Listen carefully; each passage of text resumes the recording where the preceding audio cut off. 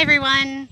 We're just here, just letting some people get on for a couple minutes here, and then we will get started with our live horse lessons with Dusty Trails. I hope everyone's having a great day today. When you get on, let us know where you're from in the comments. Your pony's out.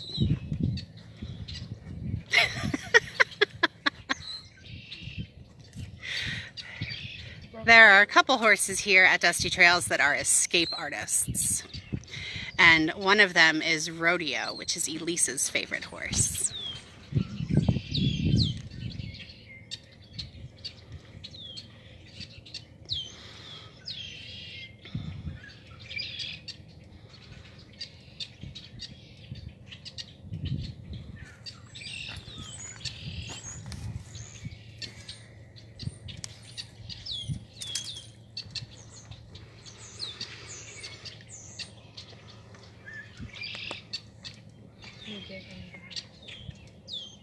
When you get on, make sure you tell us where you're from.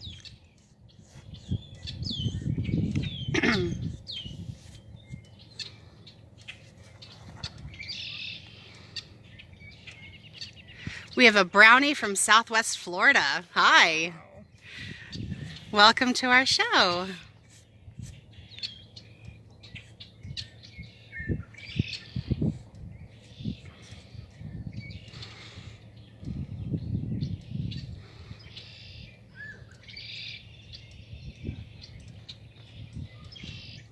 As you can see, it's a beautiful day here in North Platte, Nebraska. My watch doesn't want to tell me what time it is, so I'm going to assume, yes, it's 10 o'clock. All right, well, thank you all for joining us today. My name is Kat, and I am the program specialist here in North Platte. Today we are at Dusty Trails, and we are going to learn about horses and about his particular team and wagon. So all of the information that you learn here today will help you with the Junior Horseback Riding Badge. So without further ado, let's switch things over and take a look at what we're going to learn today. Hello, good morning everybody. Welcome to Dusty Trails again. We have Elise right here brushing the horses. Today we're going to work with Jim and Joe right here. These are the spotted draft horses. We've introduced them on here before. But today we're going to get them all cleaned up. You can see Elise brush them, and look at all that hair coming off of them, as it is springtime and they're losing their winter coats. So it's coming off in piles. So we're going to take a little time to clean up the horses, really brush them well. And then we are going to hitch the horses. So the first thing we'll have to do is harness them. We'll put harness on the horses, and then we'll take them out and put them on the wagon, and we'll go for a little drive today. So you can just watch here as we brush the horses and get them all cleaned up.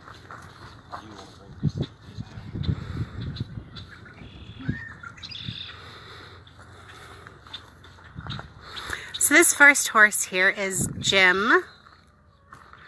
How old is Jim? About 17. So he is 17 years old. They each weigh, what, about 1,600 pounds? 1,700 pounds. This is Joe. He is 16. And Joe right here is 17 2 hands tall. That's how tall he is to the top of his withers right here. He's our tallest horse. And when we talk about horses, we talk about them in hands. That's how you measure them. So you measure a horse in hands like this. Every hand is 4 inches. Okay? So we don't really put our hands on it, measure it. That wouldn't be very accurate. We could use a tape measure, but you just divide it by 4. That's how many hands. And then so every hand would be, or every 4 inches would be another hand. And so he's 17.5 hands tall, which would be 17 hands 2 inches. And Jim over there is 17 1 hands tall, and that's to the top of the withers right here. above the front legs, or yeah, right above the front legs here, this part of their wither. So if he drops his head down, his neckline will come down, but this here point stays the same. Whether his head's up or down doesn't matter. We don't measure him up here, because this would change according to where he's carrying his head or whatever. We measure right to the top of the withers right here, which when we're saddling the horse, we'll talk about the withers and placing the saddle right up over here so it straddles the withers, and that's what keeps your saddle from moving or sliding forward and shifting side to side. So the old traditional way of measuring hands or horses by hands was done years and years ago, but they still talk about that today. So be 17.5 hands tall, which 18 hands would be 6 foot tall. So he's 5 foot 10 inches tall to the withers right here. Wow. Which is just a couple inches shorter than our ox, big Damashka, who's out there. He's 18 hands tall right to the top of his withers. Wow. Big dude. And most of the saddle horses that we ride, they range from anywhere from like 14 3 inches tall to 15 2 inches, right in there. I think we might have one that's close to 16 aces. But most of like Blue and Tom and those horses, they're about that 15 1, 15 2. Our shortest horse, Josie and Keisha, are 15 3 or 14 3. And I believe anything 14 2 and under is considered a pony. That's the height of a pony. What's that? Probably right that 14 2 right in there. So Kimber's right on the borderline of what you would call a pony. Yeah, she's just right at the height. I need to measure. I haven't measured her recently, and she has grown some since we first got her. So, and even though Joe right here is about an inch taller than Jim, Jim actually weighs 100 pounds more than him. Last time we weighed him anyway. He's a little bit deeper bodied here and just a little bit thicker, even though this guy looks like he's really muscled up a little bit better, but that guy's just a deeper bodied horse. So he weighs a little bit more. When you're checking out the ground here, there's just piles of hair coming off of these guys. Where they don't get rode every day like the other horses, they don't get brushed every day, so the hair really comes off of them. But I think they get a little more hair too. They're pretty hairy. I think I just touched the tip of the iceberg there. Yeah, I agree. There's so much hair. Well, while Elise finished brushing these guys, I'm going to go in and grab their collars. And I'll bring their collars out for you. Okay.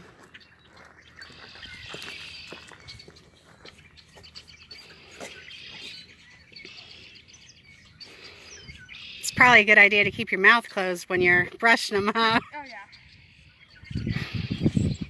Hi, Abby from Pennsylvania. Thanks for joining us today.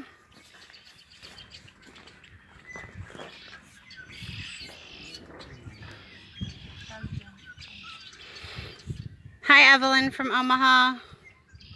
Next time you're in North Platte, when we're out of quarantine, you should come and visit Dusty Trails.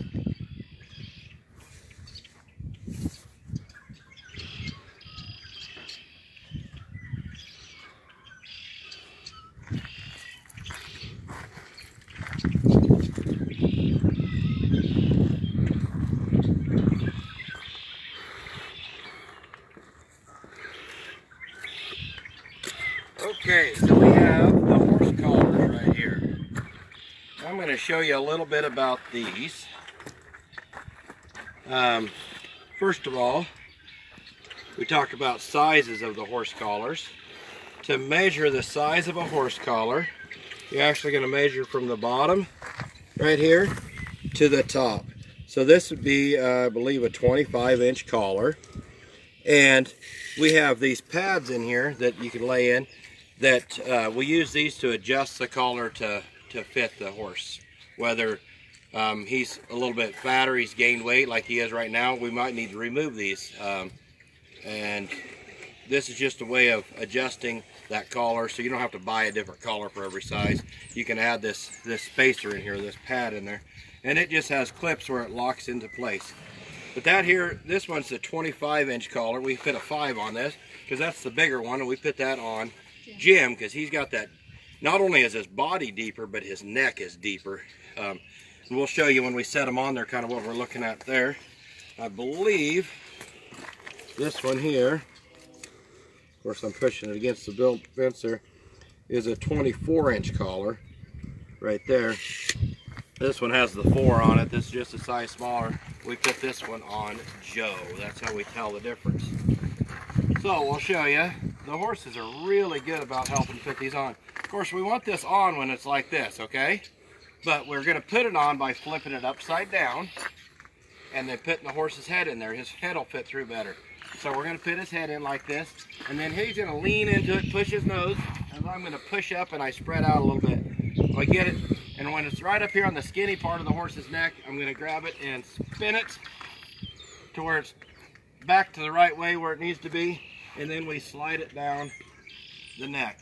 Now, as you can see, this fits tight enough that it keeps it up off the shoulder right here, so when he's walking and moving, that's not creating any sores. And it squeezes tight enough on the neck right here, and the hames that when we get the harness out will tie in and lock right there.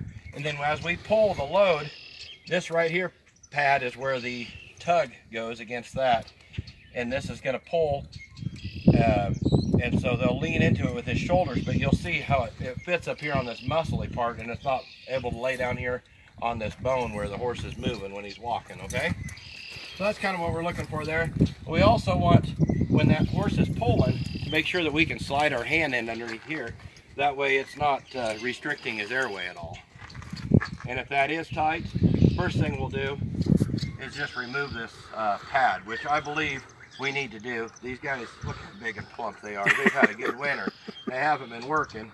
So I'm going to remove these pads off of here, because I can push my hand down in there, but it's not comfortable. The spacing, and you can see how high it's setting up on here. So I'm going to remove the pad off of there and make that collar fit him just a little bit better. There we go. Now I got a little more room putting my hand in here, and this sets back plenty far, but it's still sitting on the meat of there, not laying down on the bone at all. So I think we're gonna do the same thing on this big guy. They're just plump right now. You can see how these have faded. They used to be a bright red. They almost look orange here, being just getting faded. Part that sticks out.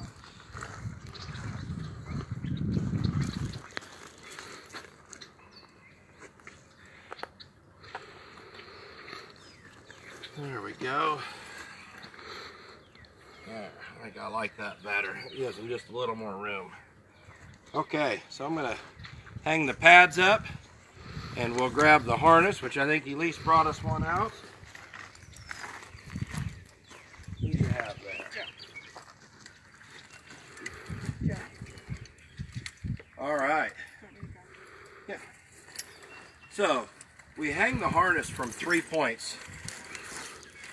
The back strap, the girth strap right here, and then the hame strap. And so if we carry it like this, when we come out to the horse, I can actually separate this hame, and I'm going to walk around the other side. I'm going to put it up over his back just like what we do a saddle. And it looks like a lot of straps and it's tangled up, but Yeah. Joe? You do it right. So I'm going to swing that hame up the other side, and we drop it on the collar. This here is just going to lay right over the top of the girth, right over behind the withers. And then we separate this out and goes over the rump, just like that. Really pretty simple. If you hold it right, it doesn't get all tangled up. So I'm going to back him up so I can work around the front of him here. This is how I like to do it, so I'm not reaching underneath him. Just want to make sure I get all the lines and everything untangled so nothing's getting underneath the hame. The hame lays right in that groove on the collar here. Then you've got this hame strap underneath. We pull this good and tight. Now that's locked in on the collar. All right, so with this we bring across, we buckle here, and then this strap runs down underneath his front legs and runs to the back. And we have this strap that runs around behind him, and it'll make a little wishbone shape here and buckle to the strap that comes right underneath the front there. We'll do the same thing from this side. And now you can see how that strap comes back and it splits, goes around the horse's back end here. Set that into place. But this strap, what this is for, is that's how the horse holds the wagon back. So these straps here with the chains, you'll see when we hook it to the wagon, that's how he pulls. So this is what the wagon pulls against on each side. But you also have to be able to stop the wagon. And so the wagon will be hitched right here, and when he holds back on the tongue, that'll pull against his butt. You see when I pull this tight, that strap that goes around his butt pulls tight. That's the britching strap. And that's how the horses will hold the wagon back. So they not only have to be able to pull it, they use this here, will direct the tongue to steer it and to hold it back. So they have control of the wagon. So the only thing I have left here is the belly band. I'm going to buckle underneath here. And when we do this, we buckle this kind of like a back cinch on a saddle, where we just take the slack out. We don't actually want it tight. It's not like a cinch on a horse or on a saddle. It's just like the back cinch, or the slack's out of it, and that's all there is to it, okay? So that's pretty simple. Over here and do this one.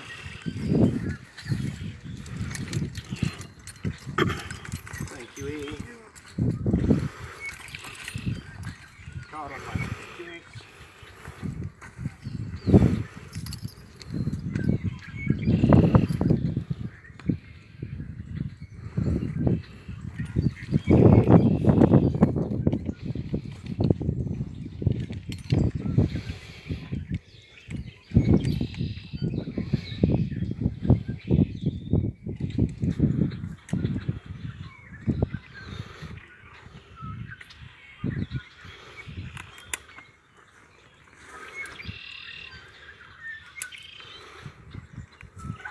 And these big guys are so nice and docile.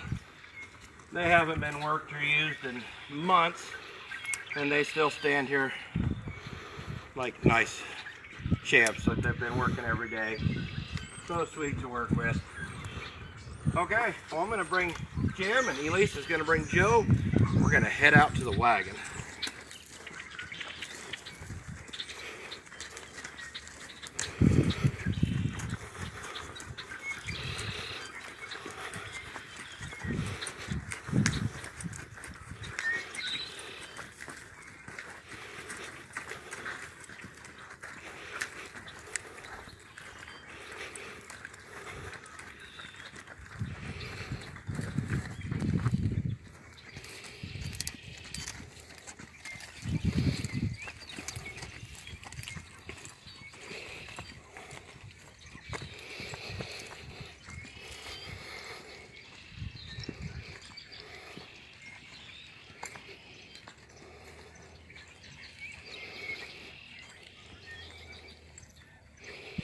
Alright, we have the bridles hanging on the hame out here. So we just bring it around and we'll put it on. Hit the bit in the mouth. Tuck one ear in, then the other. We just do like we do any other bridle. This bridle just has blinders on it right here, which just stops the horse from being able to see behind him. So he keeps his focus forward. He doesn't feel like whatever he's dragging is chasing him or anything like that. Keeps him focused and walking straight forward and looking straight forward. And then we have the lines. We don't call these reins like when we're riding. These are lines. And when we put our harness away, we hang up the bridles on the outside hame and the lines on the inside hame. So just by looking at this, and we know that we always drive Joe on the left side over here and Jim on the right side, that we know whose harness is whose, because we have them the way we put the harness away. So these lines crisscross right here, and we run them through this ring, keep them from getting tangled up and keep them in place. But now this line comes up, and you'll see ties to the right side of this horse's mouth, and it splits back there.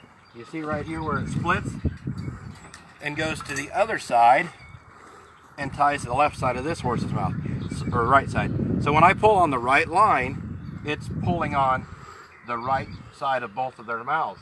This one comes up from the left side and splits, and one comes to here and one comes to here. So when you pick up that line, it's going to pull on these two straps. So it's steering them together.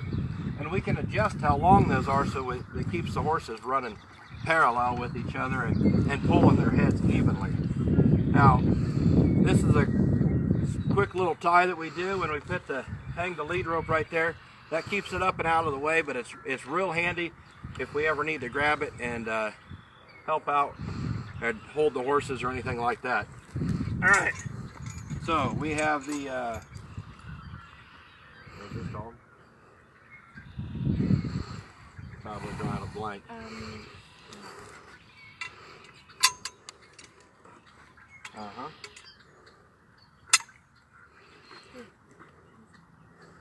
I even just talked about it yesterday, but I can't even tell you how many times. That's it. Yes. It's like said this 100 times. Yeah. We have the neck yoke right here. So this yoke attaches to each horse and has this loop hanging in the middle. Now the wagon has a spot here where this ring will fit over the top of, but it can't go past that. That way, when the horses stop, it pulls back on that, which stops the strap, which you've seen before, how that pulls against that britching strap that goes around the back of the horse. And now when the horses go side to side, they're steering this wherever they go, which is steering our wagon, okay? All right, so this neck yoke's important for steering and stopping the wagon. Otherwise, all you can do is pull it. And if you can't stop it, that's very dangerous. So this is key. Now we're gonna hook up the chains, and we wanna hook them short enough that it's keeping this neck yoke pushed out front, so when they're walking, their knees are coming up here and even trotting, that they don't hit it. And then when the horses come forward, that they can't come off of that. And that's made to where it just slips off, so you can unhook your unhook your tugs back here. And if something would break and come off, they would just walk away from the wagon. It would leave it. They wouldn't be hooked onto it by the front. And also, when you get ready to leave, you can just unhook these and drive your horses and walk away. So Elisa's already got the tugs all hooked up here. She's got 3 of them hooked, and she starts with that inside one and hooks it, and then comes and hooks the outside one. Otherwise, you'd be reaching across. If you hooked your outside one first, you'd be stepping over to hook your inside one, which would be dangerous. So we're gonna step up here, grab the horses, and come on. And they are ready to go, and they're hearing me talking. When we're driving horses, they really listen to our voices. So whenever I'm talking, they get antsy and they want to move. Of course, I don't want them to move right now, so I'm going to make them stand still even though I was talking until I tell them to move. And right now they're like, oh, okay. They understand where we're at now. But when I first stepped up here, they heard my voice right away. They're thinking, oh, it's time to go to work. It's time to get going. And they absolutely do respond to voice cues very well. So, we want to check and make sure that our bridles are still in place where they need to be. Sometimes they stand, they get to rubbing on each other, and they'll rub it up over their ears. So we're going to check that, make sure our lines are untangled. Everything's where it is, so we have good control. Our tugs are the right length, things look good. So we kind of just check things over before we go. And then when we go, I'm going to make sure they're standing nice like they are right now before I ask them to go. And they are. I'm not fighting them anymore. They're standing on their own. Okay, so now I'm going to talk to them. I'm going to say, okay, boys, step up. Come on, Jim. There you go. All right, so I'm going to have them turn to the left here. So I'm going to say, haw, haw. That's my left turn. I'm also doing it with the lines here a little bit. I'll pull back on the left line and go forward with the right line. And I'm exaggerating it so you can see, but it doesn't take that much movement. And if I want them to turn to the right now, I'll pull back on this right line and go forward with the left line.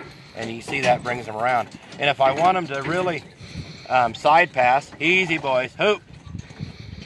If I want them to just step to the right, I can tell them G, G, G, G, G, hoop. Isn't that neat? They didn't even walk forward. They're just going to side pass. Now I'm going to side pass them to the left and bring them right around. Ha, ha, ha, ha, ha, ha, ha, ha, ha, ha, ha, ha, ha. Isn't that pretty cool? We kept the wagon right in place and they just walked right around us.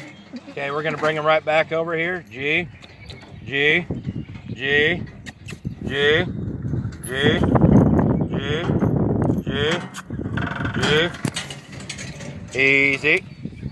That's quite the practice we're asking them to do right off the bat without it even warm up. And they haven't been driven probably since, I don't know, Christmas. So it's best to warm up a little bit, but I do want them listening and paying attention. So I'm going to ask them to take off right now. So we're going to, okay, boys, step up. I try to get them to start out nice and easy. Like that's how come I don't just tell them, yeah, or get up or step up. I say, okay, boys, step up. Because I want them to step up slowly so they don't just both suddenly, oh, it's time to go. And then they hit hard and it jars the wagon and everybody sitting in here kind of just jerks back like that, okay? Give everybody whiplash. You know, we'll totally run over that tire, huh? So, let's head for the river. We've never driven the team down to the river before, have we? No. Why not? Let's see if we can get stuck. We have 4-leg drive today, right? Oh yeah, we did. Just walk in the hubs and we're good to go. So I like to line them out here and just let them move. They do like to dance and prance and trot along. They're very energetic and they're feeling good. They've got all this extra energy. They've been eating good, not working hard. But they have a beautiful little trot. And we do all of our traveling with horses at either a walk or a trot. You can do a long trot. Like right now we're doing this is a super slow, easy trot. 25, 10, 25. All right. Okay, we have walking now. So right now they're walking. And I want them to go to a trot. I'm going to tell them to get up, boys. And so now we're into a super slow, easy trot right now. And if I want to go faster, I'm going to get up and I'll give them a little more slack and they'll get a long trot where they trot really fast. But notice our wagon, I don't know if you guys can feel all this on the phone there or not, but we're not jerking back and forth and we're moving. They do all their bouncing up and down like this at a trot, but they're consistently moving forward. If we would get them into a lope, their body starts to rocking like this back and forth, and then it starts jerking on the wagon. We'll give it just a little example right here. See if you guys can feel it through the screen. All right, okay, boys, get up. Still not too bad, but you can see how their bodies do get to rocking back and forth a little bit more. These guys have a lot of just up and down movement. They do move very nicely. And typically, whenever you're pulling a wagon, you trot. Because that keeps it more even movement. Of course, this wagon's really light. These guys are very smooth. And at least you didn't get all the hair off. I am eating loads of hair every time I speak. Ugh. The hair is just flying off. I don't know if you guys can see the hair coming back at us. Yep. Easy, boy. It is a lot of fun loping these horses and running around. I love driving horses. It is so much fun. Easy, boys. Every time I do it, I think, oh my goodness, why don't we do this more? This is so much fun. Easy. Hoop. So, we try to keep as many cues as we can and keep them different so that they can understand us. So when I want them to slow down, I give them an easy. I don't give them a ho, because that's the one I use to stop and to stand still. So if I just kept saying, ho boys, ho boys, ho boys, and that meant to slow down, but not to stop, then what do you tell them when you want them to stop? Just like when I want them to start going forward, I give them an okay boys, step up. And then when I want them to go faster, I tell them to get up, okay? We try to keep it clear, just like when we're riding, we give them a click. When we want them to trot, and we give them a kiss. When we want them to lope, we try to keep it different so that they understand, and these guys are listening, so I'm trying to whisper to you. Okay, are you ready? Yep. Haley boys, says hi. Step up. Good way. Oh, hi. Hi, Haley. Hi, Haley.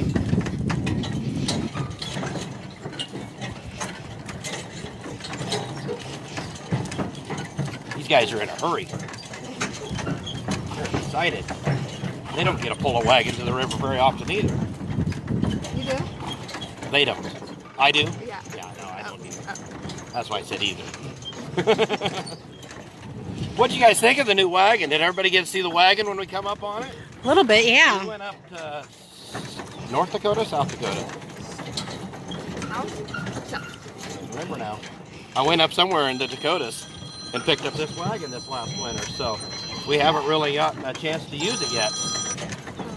We got it after Christmas, I guess it was, so we didn't even get to use it at Cody Park for the Christmas ride. Easy boys. Did we? No. I have a bad memory, so I'm asking you guys. Nod your head, yes or no. Well, do we have any questions about the draft horses and driving teams before we get going? Because I think it's time already, isn't it? Yeah. Do we have any questions? Give you a little bit to respond. There's a little bit of a delay. Beautiful sunny day. It's absolutely gorgeous out here. I got sunburned yesterday. Oh yeah. Oh yeah, you did. Wow.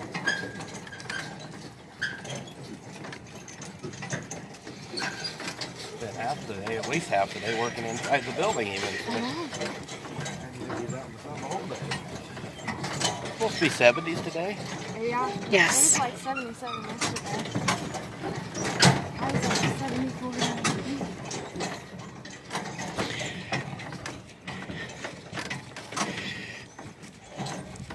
So I have had to bring these guys out here before. We brought them out on just a two-wheel little cart.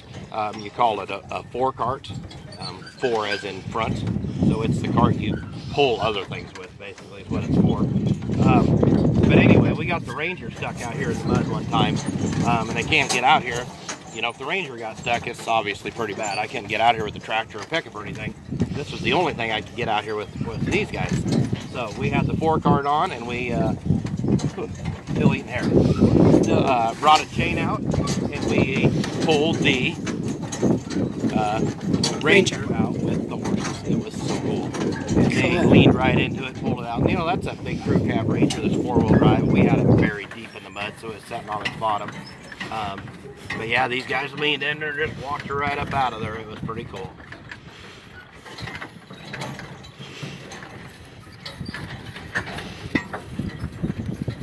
So Kat asked, can you show us how fast they can go? Oh. Well, We were loping already. yeah. That's their speed. That was it right there. Yep. And then Evelyn asks, are any of the other horses broken to drive as a team? They are broke, not to drive. We don't call them broken, but they are broke to drive. We have Blue and Tom are broke as a team. Josie and Keisha, of course, they're my team that I've been driving for a lot of years. I don't know, like 18 years, something like that. Anyway, we're gonna turn around here. Or G, I mean. Easy, boys. Nice and relaxed. Anyway, so Josie and Keisha, Blue and Tom, Latigo and Lakota. Rodeo. Rodeo. Yeah. Latigo and Rodeo. There's the two flea-bitten grays. So we have the flea-bitten grays and the duns. Josie and Keisha are the duns. And Blue and Tom are the roans. We have a blue roan and a bay roan. And then we've got the spotted drafts right here. So those are our driving horses.